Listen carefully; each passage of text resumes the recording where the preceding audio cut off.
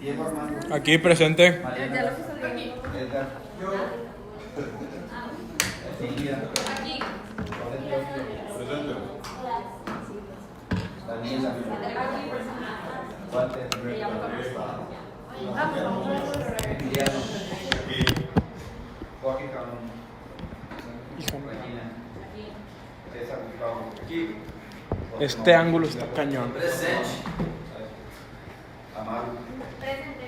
Paulina. Aquí. Sofía. Aquí. Valerie. Aquí. Feliz. Aquí. Rosana.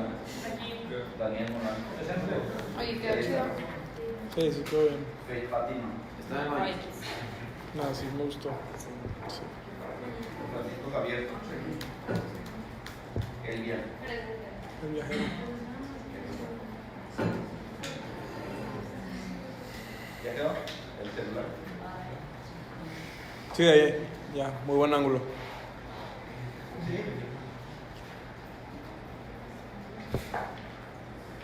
Entonces, ¿nos puede decir el proyecto el lunes para irlo haciendo esa Sí, semana? lo Porque tuvo mañana al Facebook. Gracias. ¿Qué fue lo que hicieron la pasada? Es noticia. O sea, desde ahorita te digo, busca ahora una conferencia en YouTube que dure al menos 50 minutos y tú la vas a resumir de alguno de los temas que hemos visto.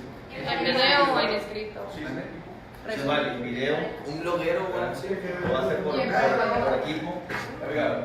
Walter, Por ¿dónde estás? equipo, ¿sí? ¿De cuánto? 8 minutos. No, del equipo. O sea, las mismas reglas, pero ahora una conferencia. Es el tema que habíamos visto hoy, ejemplos hasta el día. Ahora 20%. 20%. No, pero va a ser otro trabajo. Pero el video que voy a tener que hacer de cuánto es. No se 8 callan. minutos, 8 9 minutos. Hay que grabarlo otra vez. Hay que grabarlo y subirlo a Facebook. Entonces lo mismo. O sea, No, de plaza. yo voy a subir el tema y tú vas a subir en ese mismo tema que subí yo como comentario qué video elegiste para que no coincidan, no elijan el mismo video. ¿Vale? Es un video del tema que usted diga, No, de temas de clase. Los temas que hemos que visto. dure 50 minutos. Así es, y tú vas a hacer un video de 8 o 9 minutos. Están los dos. También, En el mismo video tienen que salir los dos. No, primero uno hace el video y luego la otra más. Pero- Ese es un trabajo. Es un trabajo y ahorita no puedo hacer. Sí, no está bien. Bien. Estábamos viendo las cargas. ¿En qué página? Los 50. Es la Pero solo va a ser un video, 87. ¿Mandé? Solo va a ser. Ah, no, ya no. No, 88. Va a haber otro trabajo. En una ocasión tú, me hablaban la pasada que eran dos carriles a. que te calles, Edgar. ¿Entendió o no? Ya.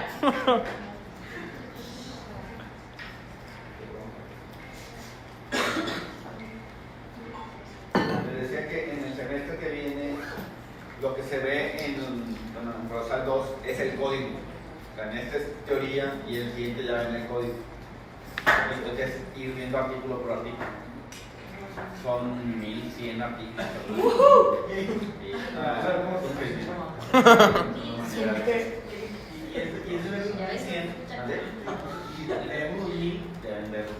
Pero tiene más civil, ¿no? El Código Civil tiene más posibilidades. Sí, pero lo ves en 5 semestres. Sí, bueno. Sí, no manches. Y entonces te lo ves. Entonces me preguntaban la pasada de una excepción superveniente. Fíjate, en una ocasión me tocó, ya hice ahí memoria, ya de cuenta que en una ocasión me tocó, se trata de una chava que tiene su hija, y entonces la hija vive en Baja California. Y entonces se trata, ella, la mamá, está estudiando en Monterrey, el esposo está guardado en Estados Unidos en la prisión.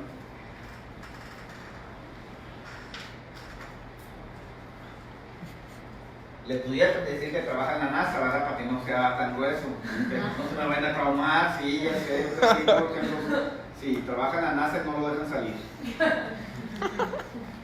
Oye, yo trabajé en la FGR hoy en día. Y entonces hubo ocasiones en las que no podíamos salir del edificio en una semana. Nadie podía entrar ni nadie podía salir para no fugar la información. O sea, había una persona detenida tan importante. En una ocasión estuvo el señor Rociel. Y le tocó. Y entonces es tan importante la detención que no puede salir ni entrar nadie al edificio. Obviamente todos están los teléfonos, todo está bloqueado. ¿En qué caso? No voy a comunicar Con nadie. ¿Y qué comen? ¿Te llevan de comer? Te bañas en el lavabo. Ahí te tienes que bañar. Me baño, no me baño en la oficina.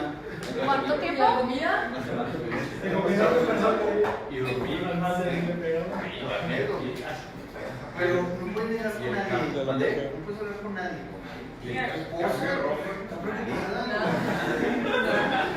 Ay, pues ya sabe. ¿O no?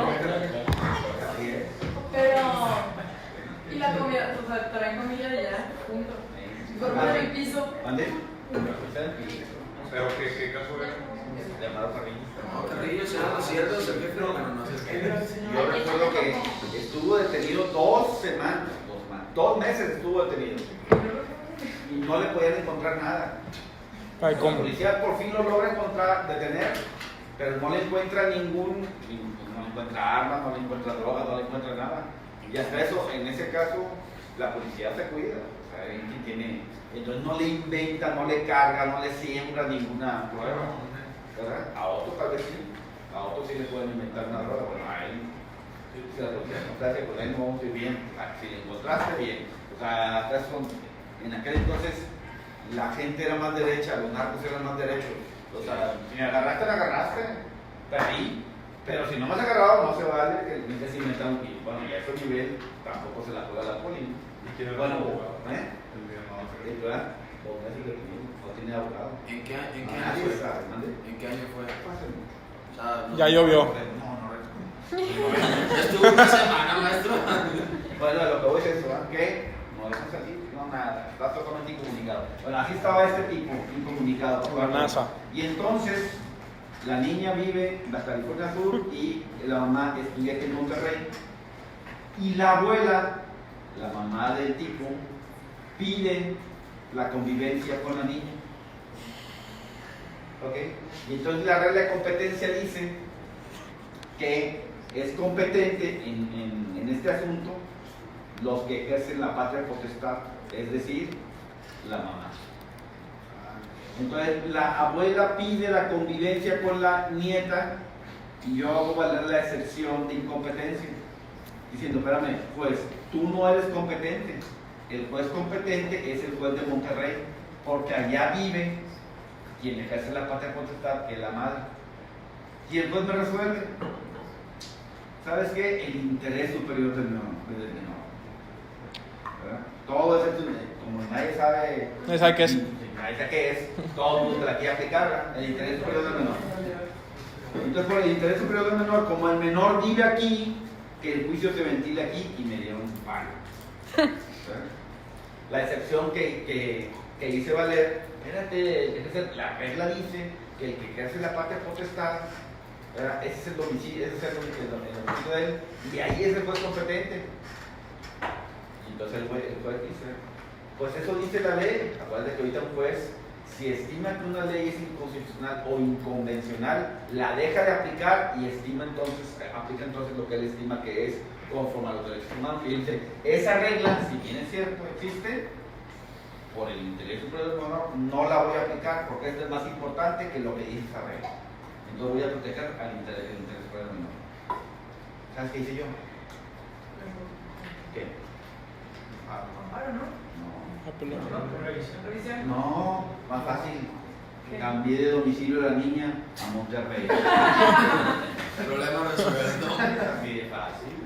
Y entonces hice valer una excepción, esta fue la excepción de incompetencia, ¿verdad?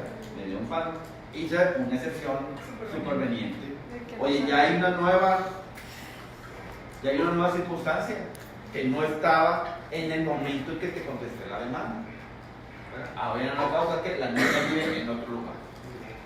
Y entonces, aplicando tu mismo criterio, el interés superior del menor, ahora ella vive acá. Entonces, ahora el juez competente debe ser el de Monterrey. Pues ya, entonces me dieron la razón ahora. ¿Verdad?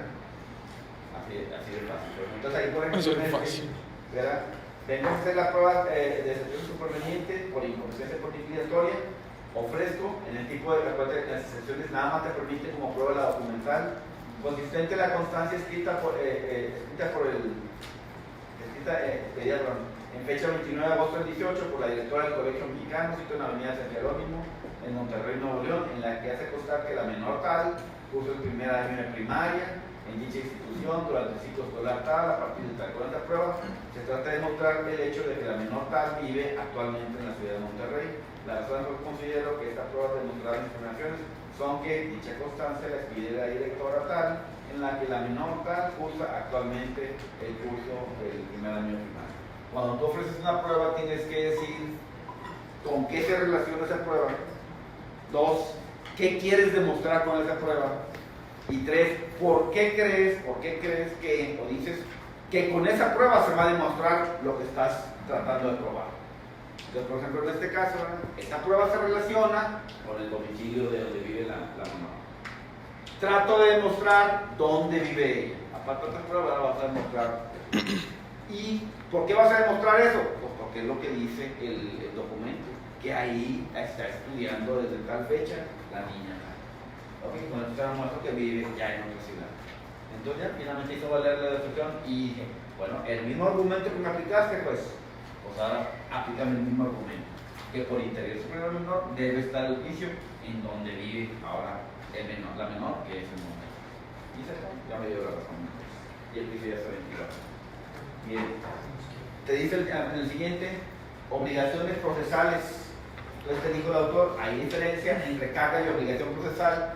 La obligación procesal es en un interés ajeno, y te dice el autor, te menciona algunos, y uno de ellos, por ejemplo, dice, las partes deben anticipar los gastos, dice, el pago de gastos y costas del juicio. Y entonces la primera pregunta de Emiliano, ¿qué son gastos y costas? Aquí decimos, ¿qué son gastos y costas? Yo pregunto. Te pregunto. Dijiste la pregunta de Emiliano.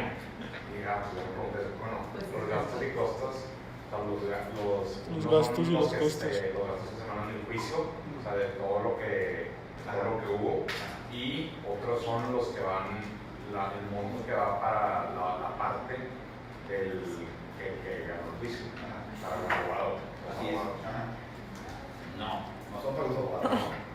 Pero no fuera. Y ya la En parte. el despacho en el que está se clavan, eso sabe. Eso lo dice la ley. La verdad. Sí, así es. Dice la ley.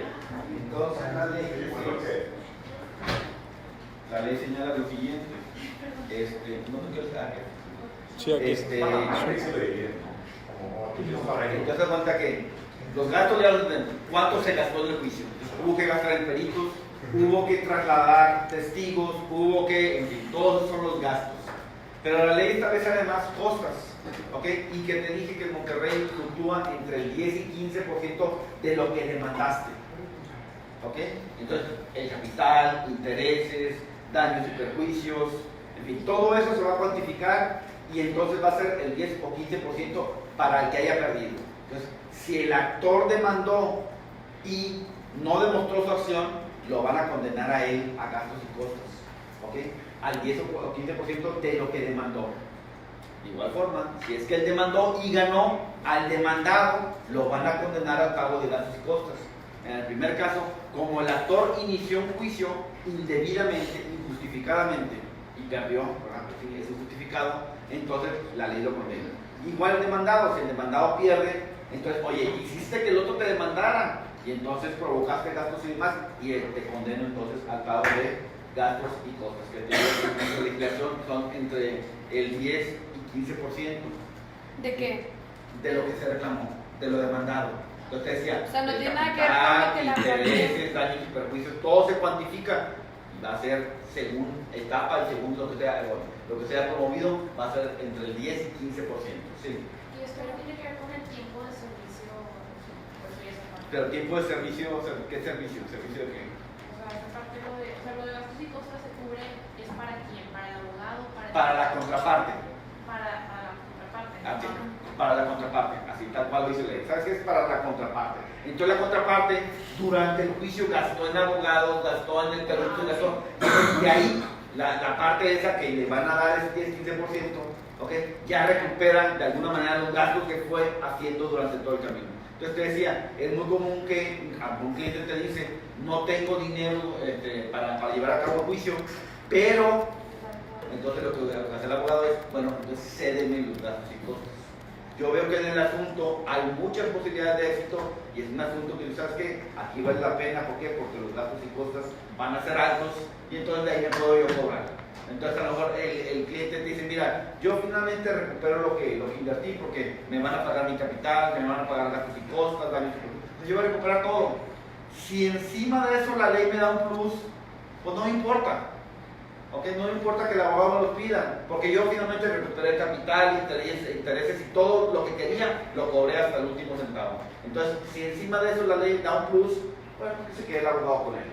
¿Okay? Y entonces el abogado, de ahí se va a cobrar. Entonces a lo mejor el abogado acepta eso de llevar un juicio, ¿verdad? Y finalmente que los gastos y cosas se los cedan a ellos. En Nuevo León, entre comillas, vale la pena, pero habrá otros estados de la República donde no es el 10 o 15%. Y entonces te dicen, por una demanda te pagan 100 pesos, por la contestación te pagan 50, por el recurso, y entonces sale una baba. Entonces, ¿sabes qué? Ahí dicen, no, ¿sabes qué? No puedo yo cobrar, pero no, gastos y cosas, ¿por qué? Porque la ley dice que son muy poquitos. Por eso mejor cobramos por hora. Así es siempre. Es cobrar por adelantado. Yo decía, aquí todos estamos por eso, por el dinero, eso de andarle haciendo a la justicia y demás, no existe. No siempre se gana, pero siempre hay que cobrar. Cuando estuve en un despacho con un gran amigo, decía eso, nos decía a todos en la oficina, mira, todos estamos aquí para hacer lana, Nomás, en toda la historia ha habido un solo abogado que no le interesaba la lana. ¿Quién era? Era Gandhi, se volvía en la sábana y ese es machín, ¿no? Era el único abogado que no le interesaba la lana. A todos los demás, estamos aquí para hacer lana, ¿sabes? Sí, estamos aquí quemando las pestañas para hacer lana. Y al único vato que no dice, ay, se volvió en la sábana y ese es machín. Ahí va el abogado que está en la sábana y digo, era el único, a todos los demás, no, estamos tirando otra cosa. Bueno, la ley antes cobraba costas. Había una ley, la ley del impuesto del timbre, y entonces consistía como los timbres que usan las cartas. La ley decía que para que pudieras promover un juicio tenías que pegarle timbres. Entonces te costaba promover. Y hubo un momento que se declaró que esa ley era inconstitucional, porque el que no tenía para pagar los timbres no podía promover. Entonces se volvió injusto. Entonces la quitaron, pero al principio antes sí había costas. O sea, el Estado te cobraba por impartir justicia. Y después lo quitó precisamente porque era injusto, ¿no? El que no tenía dinero no se podía defender adecuadamente en un juicio. En laboral no hay gastos y costos. ¿Dónde? En laboral no hay gastos y costos. Ajá, y el penal tampoco, por ejemplo. ¿Verdad? Y a veces pues, es injusto porque a lo mejor el Ministerio Público te demandó injustamente, incorrectamente. ¿Verdad? Pues hágame entonces lo que gasté. Y no tiene nada que ver de que la cantidad que gastó, o sea, no tiene que comprobar, gasté esto para que te den eso, o porque el 10 o 15% del... Eso más los gastos, que son cosas distintas. Como te decía, si gasté en un perito, Ah, si gasté ok. los O sea, el 10 gastos, y 15% más lo que los gastos, compruebes que así es. gastaste. Ajá. Y el testigo vino y tuvo que gastar en el hospedaje, todo lo que se haya gastado. Pues, ¿no? Para el desahogo de esta prueba, se gastó tanto en peritos, se trajeron peritos, todo eso son los gastos y aparte son las costas. ¿Ok? Pero insisto, las costas son distintas, ¿ok? De cuando antes el Estado te cobraba por impartir justicia. ¿Ok? Porque el juez te imparte justicia, porque al actuario, porque eso hoy en día no se cobra. ¿Ok? Y entonces lo que cobra el Estado es en favor de la contraparte. Entonces dice ahí el autor, el pago de gastos y costas, estás obligado a pagarlo. ¿Qué pasa si no pagas? Lo dice más adelante el autor, ¿no? ¿Verdad? Le dice más Multas adelante. de daños y perjuicios. Ajá. No, pero por adelante te dice.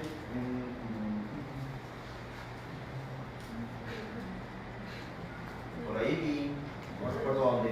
Bueno, sí, ¿qué pasa si no pagas los gastos y cosas? La ley dice, tiene la parte que perdió, tienes que pagar los gastos y cosas, y el otro no los quiere pagar, ¿qué va a pasar? Lo van a embargar. Pero si se quedó sin bienes en virtud del juicio, si se queda sin bienes en Y virtud, es insolvente como cualquier deuda. hasta que recupere su... Entonces, ¿qué hace alguien? Por ejemplo, ya te dije, muchas veces los clientes son muy emotivos y entonces quieren que demandes por muchos millones de pesos y de dólares y que quién sabe qué. No se puede, o sea, si nomás te ven un millón lo que te deben. No, usted demande por 10,000 millones de... Como si fuera No, negociación. Lo que sí te digo es que si quieres que haga una demanda, vamos a decir, en la que no tienes razón y se llega a perder, te van a condenar a ti, ¿verdad? Por haber demandado injustificadamente. Así es. Entonces, bueno, como se protege, a veces habrá casos en los que dices, quién sabe si gana o pierde, o sea, realmente hay riesgo. Y se lo vas a decir al cliente, ¿no? ¿Sabes qué? Y en este asunto, quién sabe si se, o sea, bueno, en fin, seamos sinceros, hay posibilidades de éxito y hay posibilidades de que no. Hazme fotos con el mejor abogado del mundo, pero aún así, la última palabra no la tengo yo, la tiene el juez. ¿Ok? El abogado que te prometa que está 100% seguro de que van a ganar el juicio, No lo te está mintiendo. ¿Ok? Te está mintiendo. Porque nosotros no tenemos la última palabra. ¿Quién tiene la última palabra? Dios. Y si el juez le habla, y si el juez quién sabe qué, el juez amaneció de malas, el juez es el que va a decidir. Entonces yo no tengo la última palabra. Pero los abogados prometen que van a ganar, que ellos la pueden y quién sabe qué. Y créeme que el cliente se va con el que le ofrece eso, no con el abogado que le dice la verdad, lo más triste. Yo siempre les he puesto el ejemplo, si alguien va con un médico y te dice, tienes una enfermedad que pues te vas a morir, mortal la enfermedad, ¿qué hace esa persona? Pues va con otro médico. Y si el otro médico también dice, compadre, es más, cuidadito, a lo mejor ni saliendo de la puerta, ahí te petateas, dice la gente. ¿Por qué dice sí, Mariana? Porque en petate. Te desenvolvieron en el petate. Petate. No, no contestaste un Pues poco. de ahí viene. Oye, pues va a ir a buscar otro médico. Y si otro médico también dice que no, pero si le dicen, oye, hay un brujo muy bueno, El brujo. te va a curar. Ahí va. Coyote. Ay, con ese. Y si el brujo le dice, yo sí te curo, se va a ir con él. ¿Por qué? Porque le dio esperanza. Y los demás médicos que saben, no le dieron esperanza. Entonces pasa exactamente lo mismo con nosotros como abogados. Si tú le dices al cliente, oye, este asunto no está fácil, fíjate, porque ahí esto, no sabe la verdad. El otro está seguro que va a ganar. Y mira, duda. Dice que a lo mejor pierde. No, pues para que le digo el asunto, se dice, y le está diciendo la verdad. Pero el otro mentiroso, el cliente quiere escuchar cosas bonitas, ya sabes, ahorita vivimos en una época en que somos tan frágiles, ¿verdad? Queremos escuchar puras cosas bonitas, que no digan nada feo. Somos muy débiles, ¿ya? Nos están haciendo una sociedad débil. Hay un título de una película que me gusta mucho, el título, no hay país para los débiles. Vamos. Sí, o sea, y es lo que está pasando, o sea, están haciendo una sociedad de débiles en todos los sentidos de la palabra, ¿verdad? Débiles en el amor. Ay, papá. Sí, hombre, te cortaron, te andas cortando las otras venas, sí, con una concha bimbo, no andas cortando las venas. Te cortaron, ya, no. Ya, así es la vida. Sí, eso pasa, ¿no? No te pelas la persona que tú quieres y andas muriendo. No te pela, estás gacho, estás feo. Es que mi hijo es más guapo, güey. Pero cuento la crema, ¿no? Y ya cuando el niño sale la realidad, pues ahí lo pelan, ¿no? Nadie lo quiere. En la fiesta todo el mundo saca la vuelta. Y la mamá dijo que es más guapo. Es que mi hijito es el más bonito, güey. No, la tuya es otra, ¿verdad? La gente quiere escuchar cosas bonitas. La verdad, la gente quiere escuchar cosas bonitas. Y entonces el otro abogado sí le dice cosas bonitas y se quiere ir con el otro abogado porque le dice cosas bonitas. Y que le dice la verdad, pues ya no está a gusto con él, no.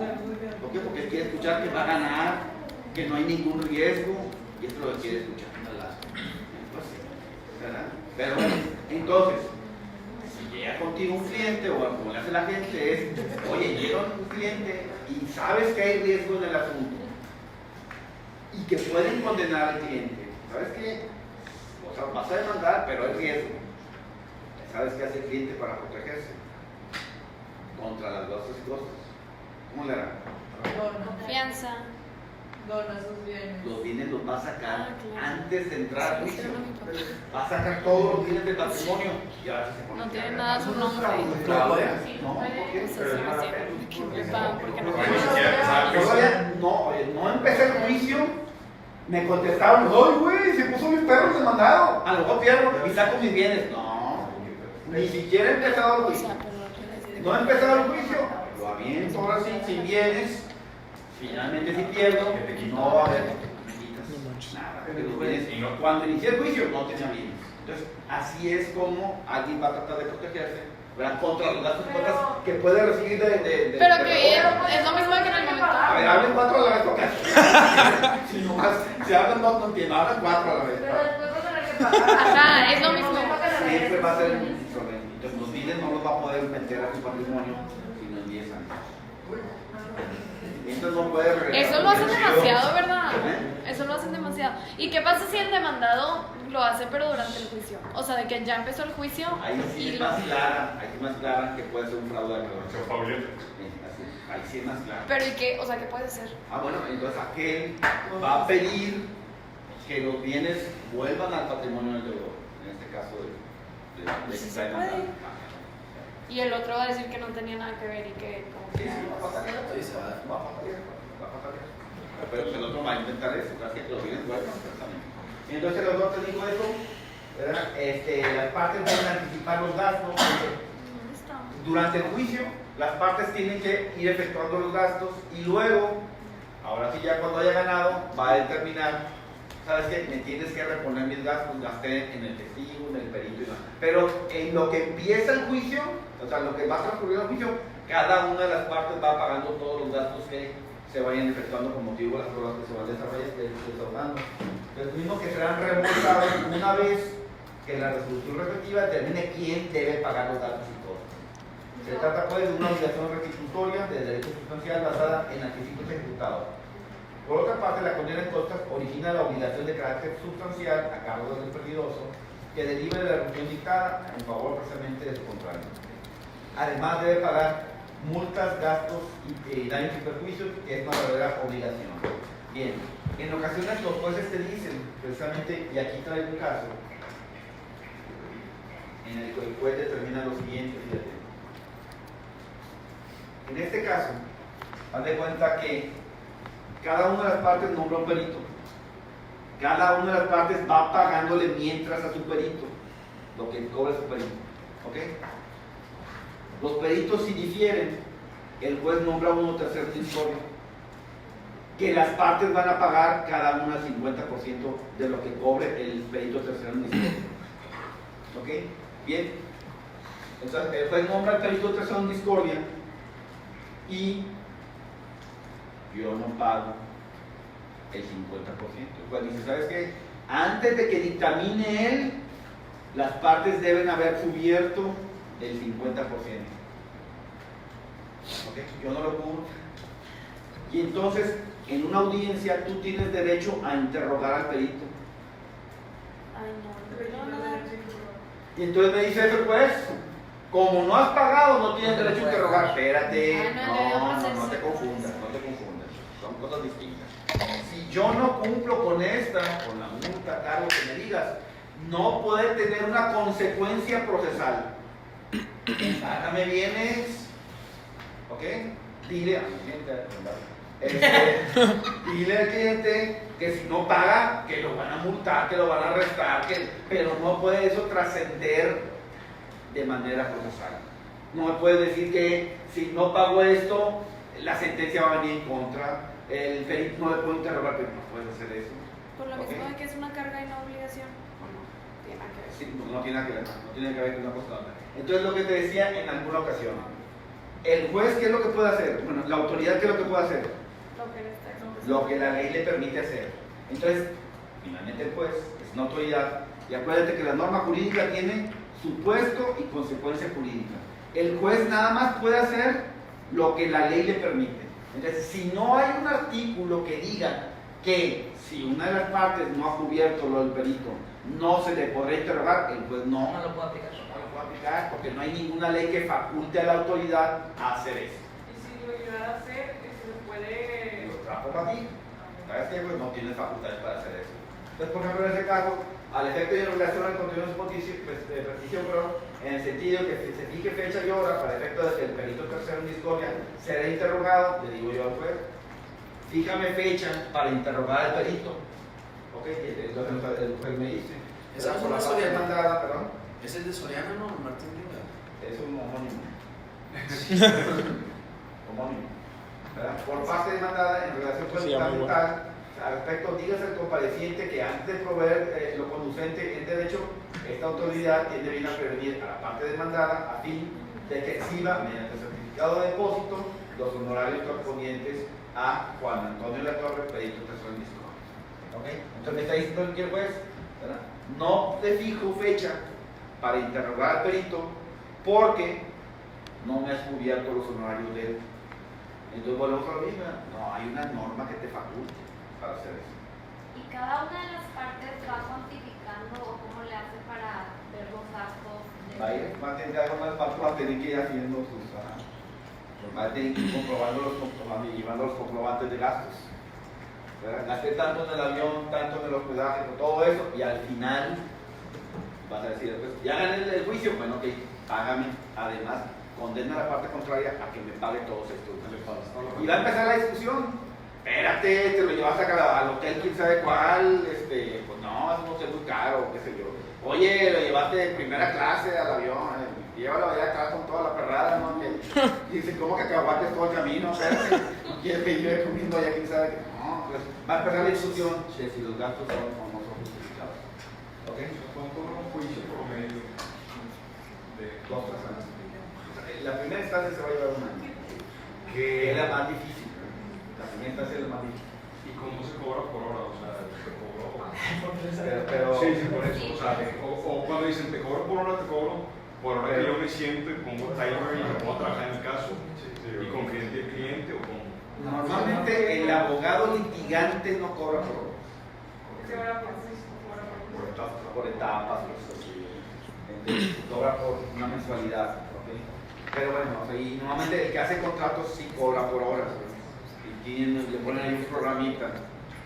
Es que yo me meto el sistema, corre tiempo. Así es, corre tiempo. Entonces le dijo un amigo, oye, vamos a comer, apaga la compu. No, pues está contando. No, con eso vamos a comer, dice. Estas 2 horas que vamos a comer, ahí están ahorita pues, pisándose, porque finalmente es comprobable cuánto tiempo estuvo esa página abierta y no sé qué.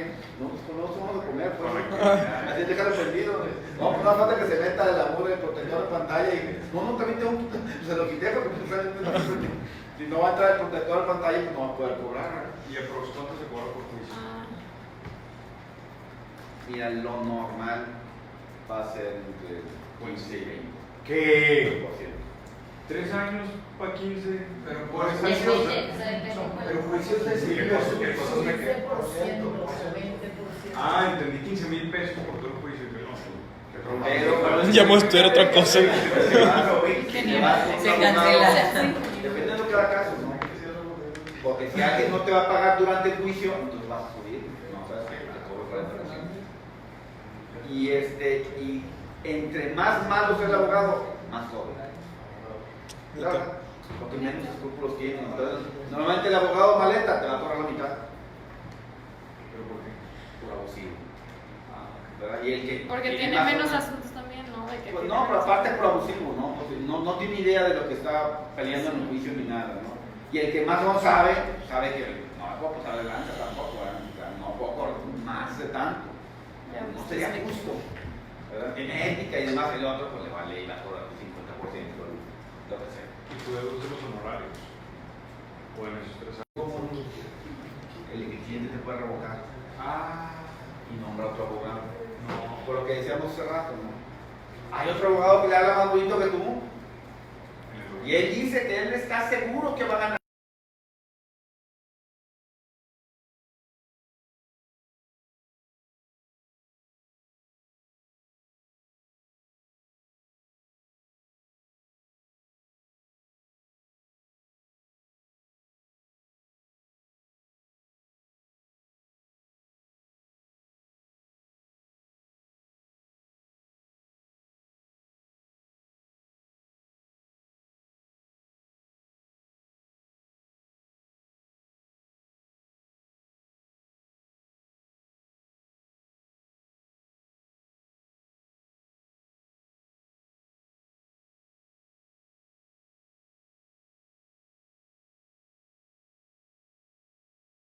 normalmente. No te pueden mandar con otro. Y luego con el pasante. Hablar con el dueño del despacho y inmediatamente le pasa a un abogado el asunto. Mire, usted solamente esté con fulanito y el abogado no vive eso. Lo está viendo Y el fulanito. que cobra quiere o le da su parte al juicio. Él va a pagar el despacho, al dueño del despacho. Y el otro, pues, ya le paga el otro. Pero lo que voy es que el abogado que trajo el curso, él no lo va a hacer personalmente. Él nada más diseña la estrategia. Él nada más, pues, sí, la estrategia. Ah, o sea, usted ya Pues por eso, en los despachos de los abogados. Pero realmente tú llegas al despacho y ahí tienes todo la verdad. Entonces, ¿cuánto puede llevar? N. ¿Por qué? Porque todo el mundo se está auxiliando. Lo que sí te digo que asuntos grandes no los puede llevar un solo abogado. Necesitas un equipo. O sea, yo soy abogado, o sea, un equipo dependiendo del tamaño del asunto.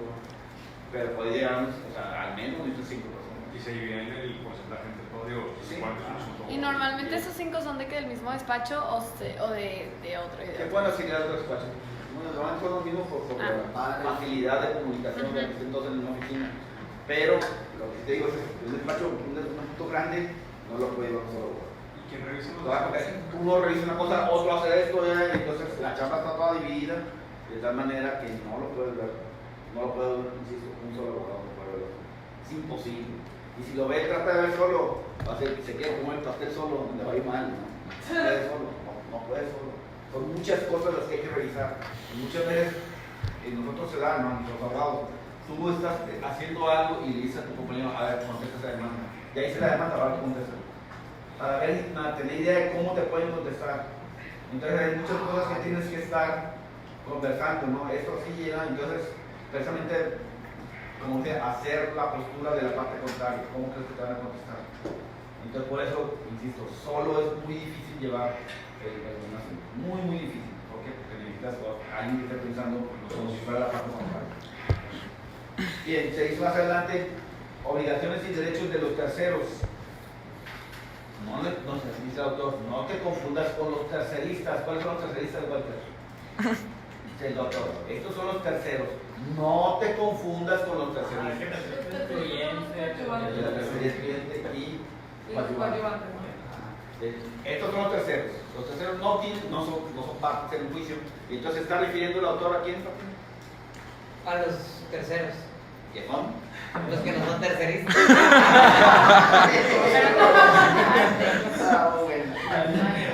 ¿Quién pasó? ¿Quién son los terceros? Los que no son pequeñadores ni deudores. O sea, Interesados. Los interesados. dime un ejemplo. El abogado. No, porque es parte Es parte formal. Pues, así es. Entonces, es parte finalmente. Entonces te dice ahí, los testigos, los peritos y demás. Los testigos están obligados a acudir a un juicio a declarar.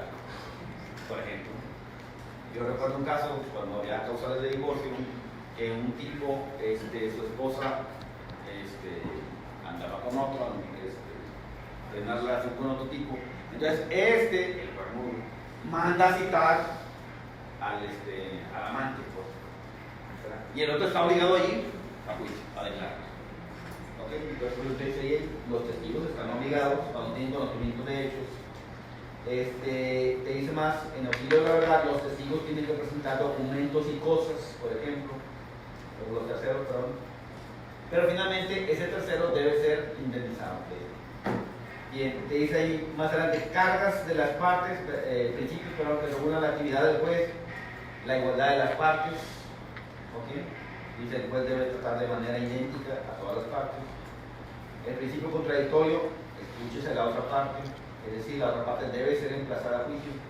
Economía procesal, te dice ahí que los actos procesales se deben llevar en la economía de tiempo y gastos, y más que todo de etapas procesales, ¿ok? Sabes que ya no sería necesario hacer esto porque si finalmente ya está demostrado, porque finalmente esto, ¿ok? Entonces, economía procesal no es economía, vamos a decir, monetaria. No, sino que sea en el menor tiempo posible. Tiempo y etapas. Pero ¿ok? pues el tiempo hace que sea menos dinero. Yo sé, pero mucha gente dice, por economía es que gastaría menos el Estado si hace... No te estás refiriendo a el dinero. Que no hagas, porque va a gastar menos el Estado, eso no es economía procesal. Economía procesales son etapas procesales, ¿sabes? ¿No? actos procesales, independientemente de cuánto O cuesta. sea, que si lo puedes resolver por medio de un convenio o una transacción, pues es preferible porque es más económico. Pero, insisto, no tiene nada que ver económico No, con económico en tiempo. En etapas, tiempo porque terminas antes. Pero que si sigues pagando lo mismo, que si fuera de lo.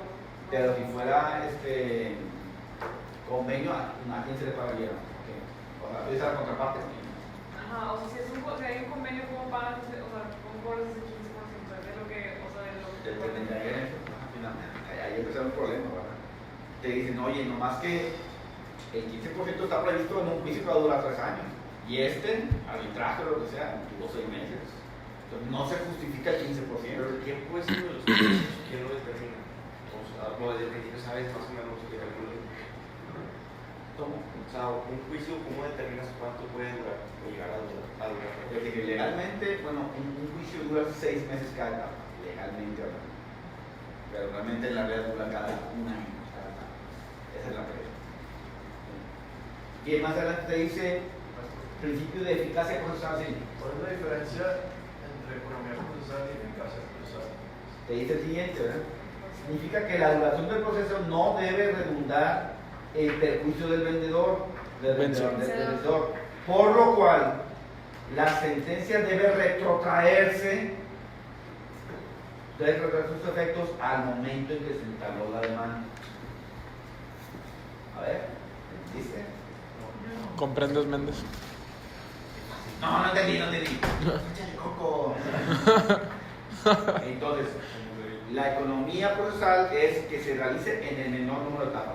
Pero en cambio en esta te dice que el tiempo que duró un juicio no debe redundar en perjuicio del que ganó. Entonces, todo lo que haya ganado, hazlo, cuéntalo, monetízalo, cuantifícalo desde que presentó la demanda. O sea, porque si no, la parte contraria se dedicaría a hacer largo el juicio, si al cabo, hasta que dicten sentencia, de ahí para adelante me cobras. No, ¿sabes qué? Te voy a cobrar los intereses que se generaron durante el juicio. Pero se tienen que pedir. Lo tienes que pedir. Es lo que digo. Pero lo importante ahí es que, lo que está diciendo el autor, que todo se va a retrotraer desde el momento en que se presentó la demanda y no desde el momento en que se dictó sentencia. Eso quiere decir. O sea, los intereses van para atrás y no desde que se dictan. Si yo te demando a $1,000,000 más los intereses, ¿okay? Se entiende que van a ser los intereses que se generen desde la demanda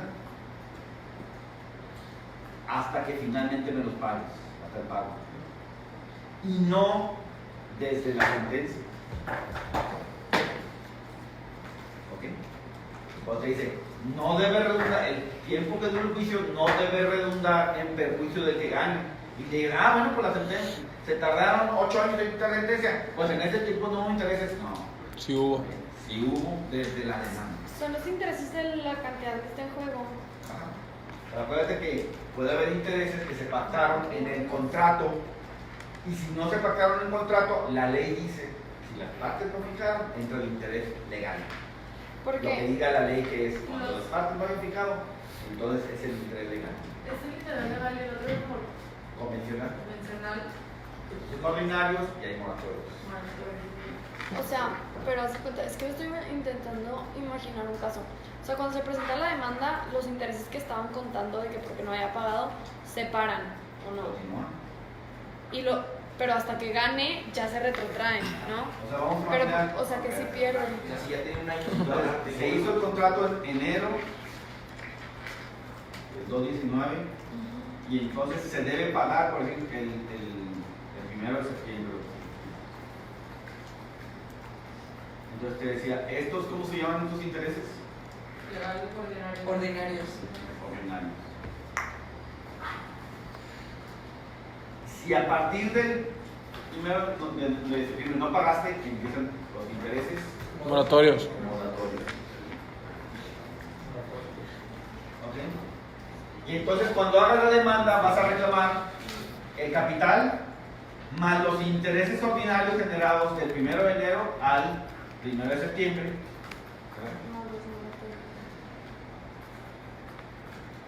Vamos a imaginar que la demanda la presentaste en diciembre, más los intereses moratorios generados de el 2 de septiembre, Hasta el día de la presentación de la demanda, que es el día 1 de diciembre, más los intereses moratorios que se generen a partir de la presentación de la demanda, Que todos lo tienes que poner, ¿verdad? hasta que se paguen, así es. O sea, tienes que poner que también reclamo lo que... Ajá. Y si no lo pones...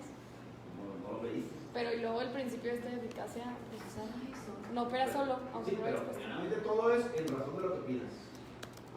¿Verdad? Si no lo pediste, sí, la ley dice eso. ¿Sabes qué? Que no te perjudique. Sí, pero Tienes que si pedirlo. Ya, no lo pediste, pues ya. ¿ok? Entonces tendrías que estructurarlo de esa manera. Pero mi duda es, o sea, ¿qué pasa si no gana esa persona que pidió todo eso? Ok, entonces, a él lo van a condenar por todo esto que reclamó y no justificó. Va a ser el 15% de todo eso. Pero que, ya, él no justificó. pero por los O sea, gastos. por ejemplo, estos intereses ordinarios se van a calcular y vamos a imaginar que fueron, no sé, 100,000 pesos. Estos se calculan igual y fueron 250,000 pesos. Entonces quiere decir que este demandó por 1,350,000. O sea, de ahí saca el 15% y es lo que tiene que pagarle al demandado. De costas, De costas. más los gastos que haya hecho. Más la que haya hecho el demandado. Pero Esto ya fue no todo es lo que- de los intereses, Esto sino fue todo lo que él simplemente... demandó.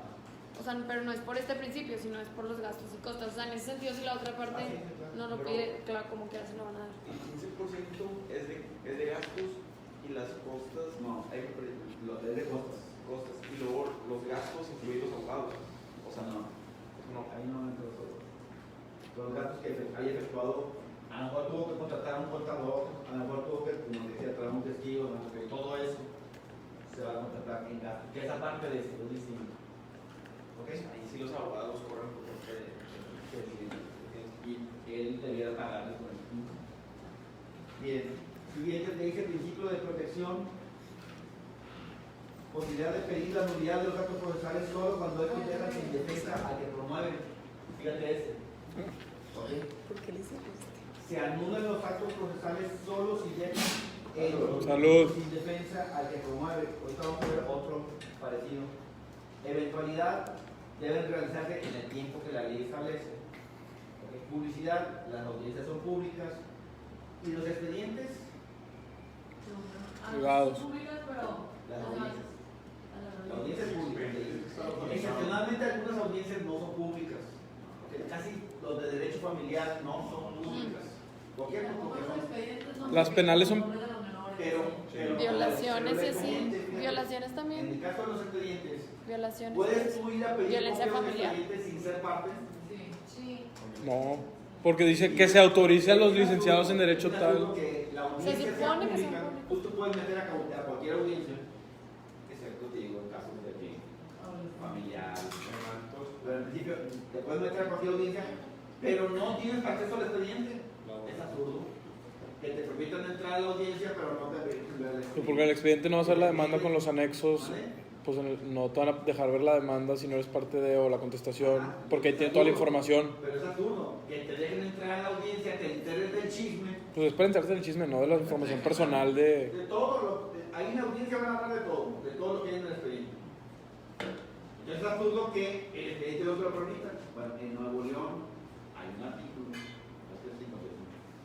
que te dice que cualquiera puede pedir copia del expediente, aunque no sea parte. Y no te lo van a dar. Y Pero entonces, era una sentencia. tengo entendido que eso se está discutiendo la constitucionalidad de ese artículo en la reforma de justicia. ¿Con la privacidad o qué? No, es que no cualquiera debe tener acceso.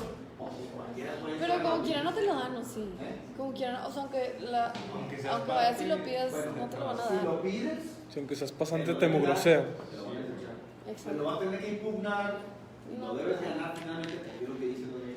Ujú. Pero es diferente Bien. el proceso. Siguiente es congruencia. El juez debe resolver conforme a lo probado y lo alegado. Y también tiene que ver la congruencia acá. No es congruente, que dice que no hay relación, ¿verdad? Entonces, el juez debe resolver conforme a lo probado y conforme a lo alegado, pero también conforme a lo pedido. ¿Ok? Si aquí pidió 1 millón de pesos, el juez tiene que ser congruente con lo que pidieron. No puede condenar a 1.200.000 de capital. No, sé congruente con lo que están pidiendo. ¿Ok? Si aquí te están pidiendo 100.000, no, sería incongruente, pues, te está condenando a 20.000 o a 120.000. No, te están pidiendo 100.000, entonces ser congruente. ¿Ok? Conforme a lo pedido y conforme a lo aprobado y alegado. Yo no entendí bien el de protección. ¿Mande? Ahorita lo voy a decir porque dijo que había otro. El de protección. Ah, O sea, sí ya pasó. Yo te digo, Ah, bueno. concentración, todas las cuestiones litigiosas deben ser resueltas en la sentencia. Convalidación, entonces fíjate según el cual si un acto nulo no es impugnado, se convalida. Pero fíjate entonces el de protección, que se parece mucho. ¿Ok? El de protección, ¿qué fue lo que te dijo?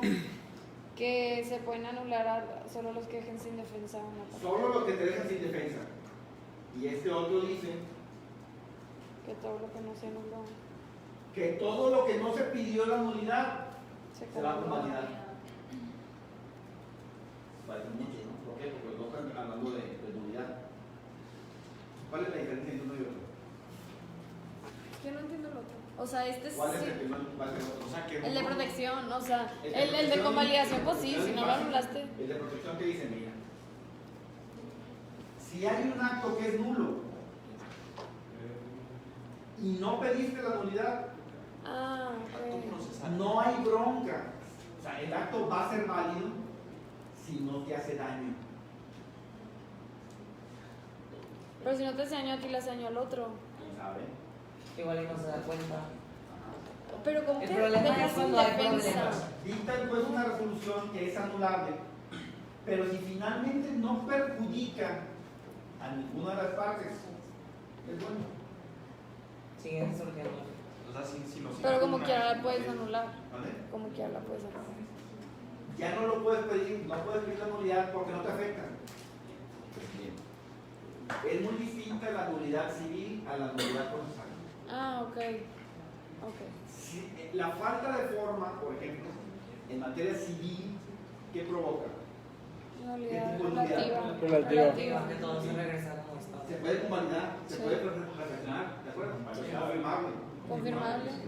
La falta de forma. En materia procesal, Ajá. la falta de forma. Es inexistencia. Ah, ok. Si el acto no tiene la forma que la ley dice, si no tiene la firma, si no lo hizo el juez competente, la falta de forma provoca nulidad absoluta. ¿Ok? Y entonces va a haber muchos actos en los que no se pueden convalidar, procesalmente hablando, ¿verdad? Aunque el juez la firme después, no, ya no la puedo firmar. Es que le faltó eso y no, ya lo dijiste. Entonces, en materia procesal, la falta de forma provoca nulidad absoluta, a diferencia de materia civil. ¿Ok? Entonces, en este último te dice, en el de convalidación, un acto nulo que no es impugnado se convalida. Bueno, espérate, vamos a ver qué tipo de nulidad estamos hablando. Si la nulidad es absoluta, no se va a convalidar nunca. Nunca. ¿Ok? En principio así es. La ley te dice que tienes, ahí varía, ¿no? Pero son 5 días, tienes 5 días para hacer valer una nulidad. Y si no la haces valer, se convalida. Como si fuera relativo. Pero espérate, vamos a ver qué tipo de nulidad era. Porque si es una nulidad tan grave, okay, entonces, aunque pase lo que pase, nunca se va a convalidar. Porque es nulidad absoluta. Sí. ¿En qué casos es nulidad absoluta por el proceso? O sea, por falta de forma. Por ejemplo, si la ley dice el actuario debió haberse cerciorado las formas. Si no lo hizo, la ley dice cuál es la forma que debe cumplir. Debe haberlo firmado el juez y el secretario, debe haberse señalado que en qué boletín judicial se publicó, debe. Entonces es pura forma. Si no se hizo esa forma, es nulidad absoluta. Pero te lo dice, Aunque va a ser haya- nulidad absoluta. ¿Mande? Te lo dice, va a ser nulidad absoluta. No, es como que teóricamente lo sabe uno. Y Y eso uno distingue eso, la nulidad civil de la nulidad procesal. como hace poco salió, no sé poco relativamente, salió, no me acuerdo si era que es jurisprudencia, lo de fondo sobre forma. Ajá. ¿Entendés? No, es constitucional. Ajá, entonces, o sea, como que no aplicaría tanto lo de nulidad absoluta, ¿o sí? habría que ver en qué caso, o sea, qué ¿Qué tipo tan de forma, relevante qué tipo de forma, a qué forma se refiere. ¿Ok? En ocasiones, por ejemplo, eso que mencionas, puede haber alguna nulidad durante el juicio por falta de forma, pero si se determina finalmente que la acción está prescrita, ¿cuánto tiempo prescribe la acción? 10 años regla 10 general. años. Entonces, no tiene caso reparar la forma si el fondo prevalece sobre la forma. Oye, es que fíjate, aquí no me dejamos llevar un testigo y acá quién sabe qué. Donde la acción está prescrita. Está prescrita la acción, hombre. Ya No, pagó. pero maldito, espérate, pues ya pasaron 10 años, la acción es temporánea. Entonces, el fondo está sobre la forma. Y sí es cierto, hubo violaciones y son gravísimas que no hayan dejado llevar a tus testigos y más. Pero antes. Pero el fondo está sobre la forma. ¿Verdad? Definitivamente tuvo esta acción está prescrita ya. No tiene caso reparar esto, que el juicio vuelva a empezar y traigas a los testigos y les puedas preguntar y demás, si finalmente el fondo está sobre todo lo demás. Bien. Y a lo que se refiere al de protección es que solo se puede anular cuando dejes sin defensa. Sí, cuando dejes sin defensa. Entonces puede ser que haya habido alguna resolución intrascendente en el juicio, la que no te perjudicó tu derecho de probar, de alegar y demás, ¿verdad? Es algo intrascendente, que sí le faltó forma, pero vamos a imaginar que en algún caso las partes señalaron un domicilio para oír los delitos que debes, y el acto no tiene toda la forma que la ley dice. ¿Okay? Y se tuvo ese domicilio y nunca hubo que notificar en ese domicilio en todo el juicio. Entonces, oye, que se equivocó el juez y demás, pero nunca trascendió, nunca te perjudicó ese error que cometió el juez. Nunca en todo el juicio. De nada te perjudicó. Bueno, pues no tiene, no tiene caso. No se puede. No tiene caso reparar esa nulidad si finalmente en todo el juicio a nadie le afectó. Fue intrascendente. Eso que resolvió el juez fue intrascendente, nunca fue usado por nadie. ¿Okay? A diferencia de, no, ¿sabes qué? Dijeron mal el domicilio, hubo una falla y notificaron ahí en alguna ocasión, y entonces sí, a ese que le notificaron sí le perjudica. Porque indebidamente señalaron ese lugar o quién sabe qué, entonces sí le afectó. ¿Por qué? Porque le notificaron en otro lugar, entonces sí le perjudicó, porque ya no pudo defenderse adecuadamente. Pero no, a lo mejor señalaron eso con algunos vicios y nunca se usó ese domicilio.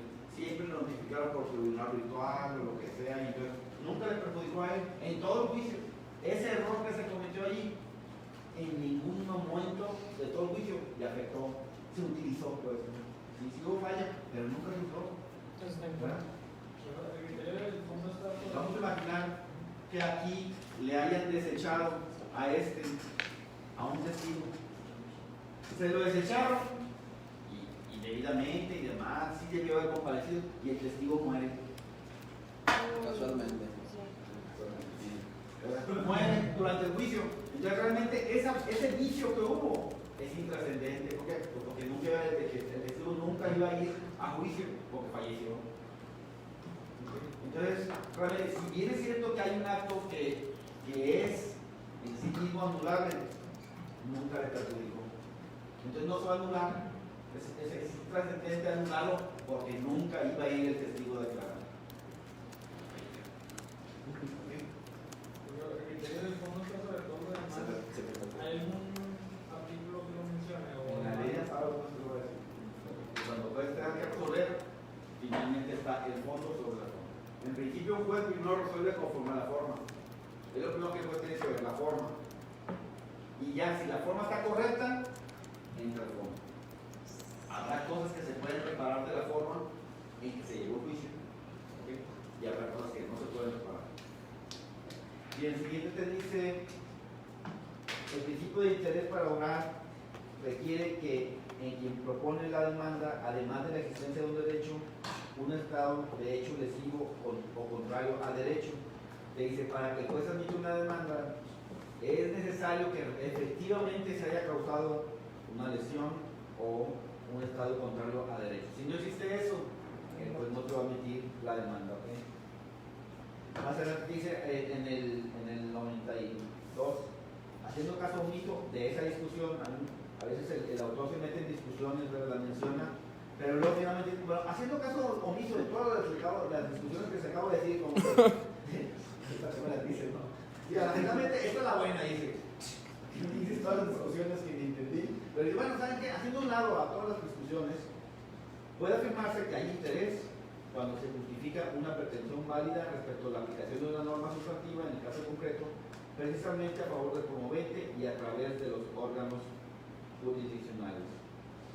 Se dice más adelante, la palabra interés antes sí existía de una manera más clara en el Código de Procedimientos Civiles del DF, ¿verdad? Que te decía que solo puede iniciar un procedimiento quien tenga interés en que la autoridad judicial declare y constituya un derecho o imponga una condena y quien tenga el interés en contrario. Dice al final de ese, todos estos principios se reconocen de manera universal, aunque a veces no todos están en el código, pero finalmente se reconocen todos los principios. Y en el siguiente capítulo te dice la carga de la prueba. Entonces te dice ahí que el juicio se va a abrir a prueba. Acuérdate que la etapa es inicia la demanda, contestación y luego viene la etapa de las pruebas. ¿Okay? Entonces te dice, el juicio se va a abrir a prueba si las partes lo piden o si el juez lo estima necesario, y ahí empieza el autor con una discusión de si el juez pudiera realmente iniciar, abrir un juicio a prueba cuando él estime necesario. ¿Qué es lo que la carga de la prueba ya te dije, ¿verdad? ¿Qué es la carga de la prueba?